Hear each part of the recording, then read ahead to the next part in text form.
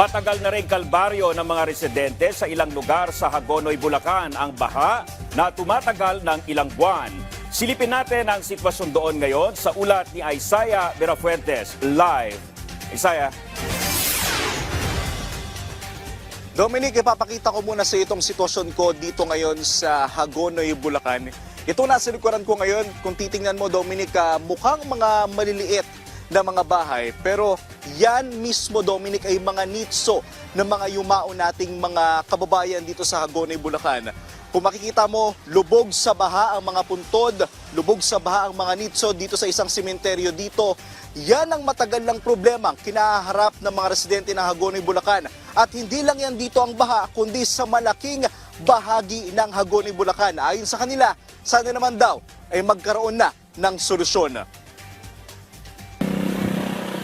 Pagpasok namin ng Hagonoy, Bulacan, tila mga higanteng tricycle agad ang bumungad sa amin. Sinyales ng matinding baha sa lugar na nakasanayan na ng mga residente rito. Pinasok namin ang mga barangay ng Hagonoy. Bumungad sa amin ang malalim na baha. Baha na ilang buwan ng kalbaryo ng mga residente. Nakakasawa na nga sir, laging lubog yung baha. Ano lang, may malilipatan lilipat na kami sa ibang lugar. Maging ang loob ng bahay ni Tatay Nelson, araw-araw may baha. Minsan laging lampas sa tuhod. Sa loob? Oo, tuhod. Ginagamitan lang ng water pump. Wala na silang nagawa, kundi sumabay na lang sa agos ng panahon dahil sa hindi na masolusyonan nilang problema. Pati ang tahimik na simenteryo na ito kung saan nakahimlay ang mga namayapa na nakalubog na rin sa malalim na baha. Ang sinisisi ng mga residente ang mga flood control projects na walang silbi. Susubukan kong puntahan itong mga flood control projects na sinasabi ng mga residente dito na tila naunsyame. Meron namang naitayo pero putol-putol.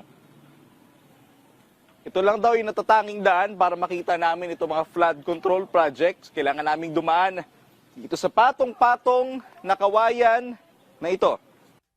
Slowly but surely. Daan-daan lang. Baka bigla akong malusot eh. Dito pa lang sa pwesto kong to, bumungad agad sa akin. Itong flood wall na to, magsisilbi sana yung harang sa mataas na tubig mula sa ilog.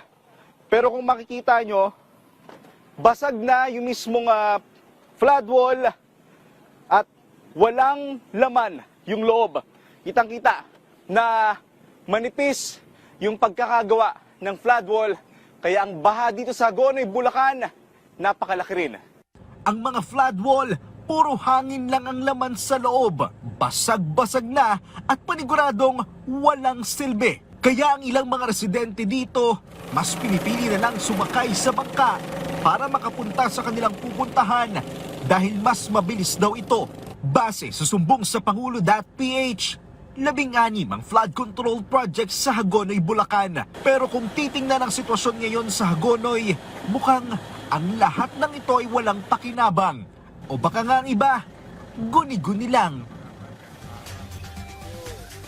Dominic, sinubukan namin kunan ng pahayag ang lokal ng pamahalaan ng Hagonoy, Bulacan kaugnay sa mga flood control project sa kanilang bayan.